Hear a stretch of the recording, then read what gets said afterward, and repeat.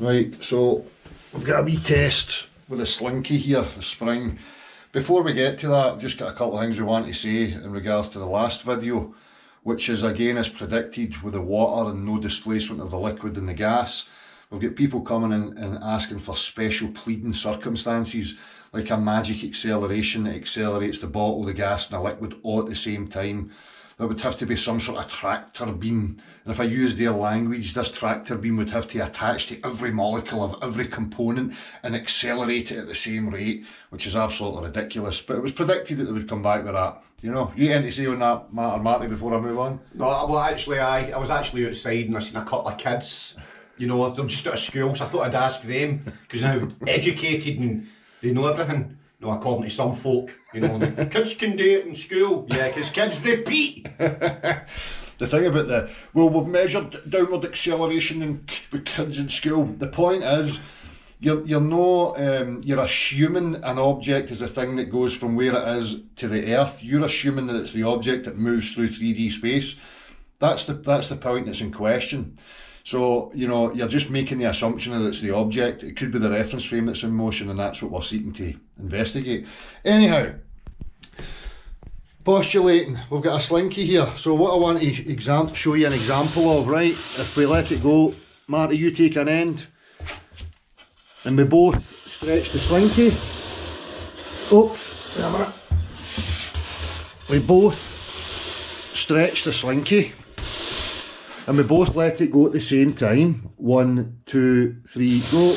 Oops. You can see that the centre point stays where it is, and the two ends that have, and we're going to use the language here loosely, the two ends that had force applied to them are the ends that come back to the middle. Now, if I do it again with just one side, right, we'll show this again. Aye, I'll let go in the 3, you went 3 and then let go. Right, so 1, 2, 3, go.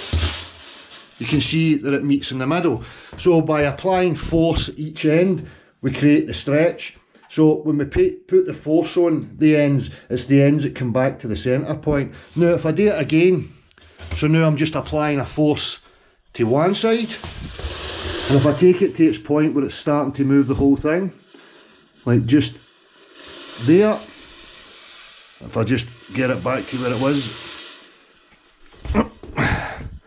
and now the side that I've applied the force to when it's let go, that end stays still, and the end that the force applied to is the end that moves back to there. So if Marty does it the other direction,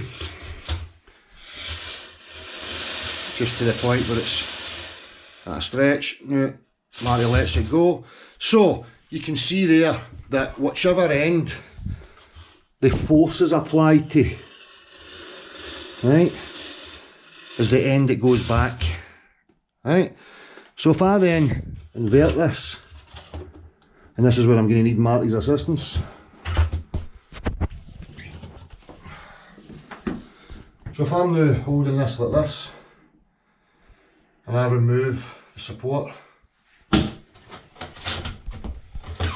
now, in all these models are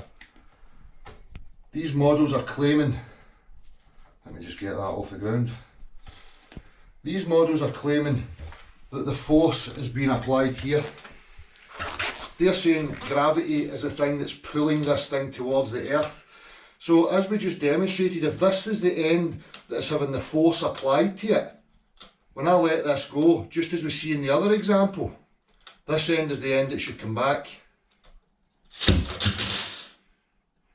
Right, now do it with the bottom of the spring off the ground. Yep. Right. Let me just stabilise it. Alright. 3, 2, 1.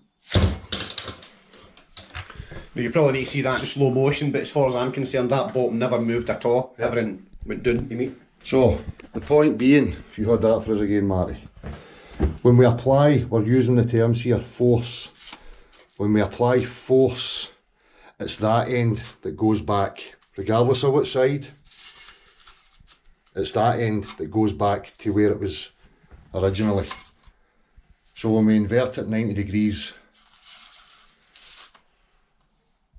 and they're saying this end has now had a force applied to it, whether it be gravity or electrostatics or whatever it is. That's the end that you're saying the force has been applied to stretch it from this position.